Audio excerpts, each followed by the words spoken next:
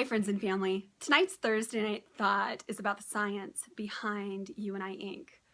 The feedback I've received is I'm reading this beautiful novel, this love story, and all of a sudden I come up to this science and I just want to skip over it and skip right to the part of what happens with Mark and Linnea.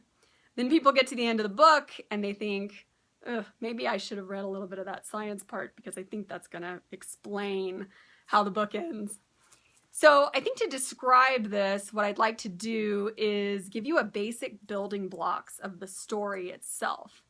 You and I Inc. is an allegorical novel, meaning that I wrote the book in metaphor.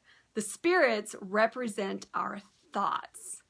The basic premise of the story is how do thoughts attach to us and therefore create beliefs that we are then guided in and become our decisions and our actions and therefore our destiny.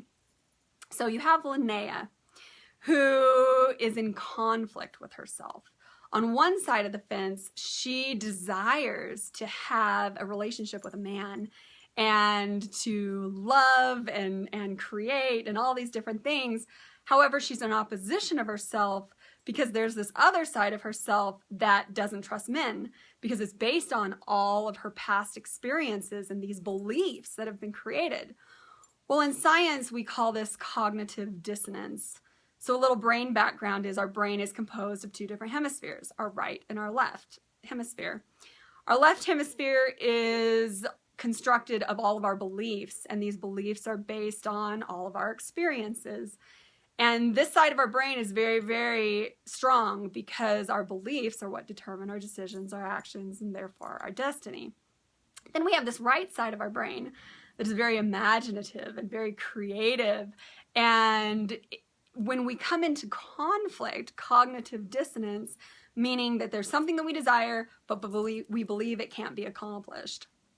So how do you break through this? Typically, humanity in this cognitive dissonance experience runs from it because the beliefs are stronger than the desire to change. However, what we know is that if we can create a new experience, then we can create new beliefs.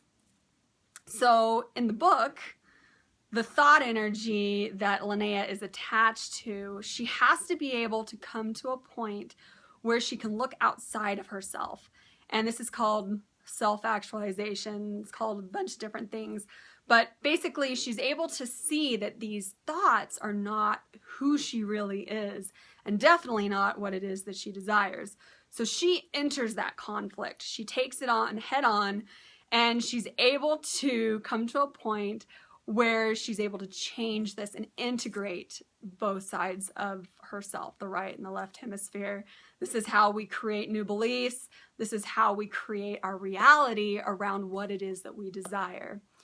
So without giving too much away, you can read the book for yourself and see how this process occurs. But the greatest thing is when you know that it can occur and that you can get out of that conflict, because that's what our brain wants to do. It doesn't want to sit there in confusion. It doesn't want to sit there in frustration.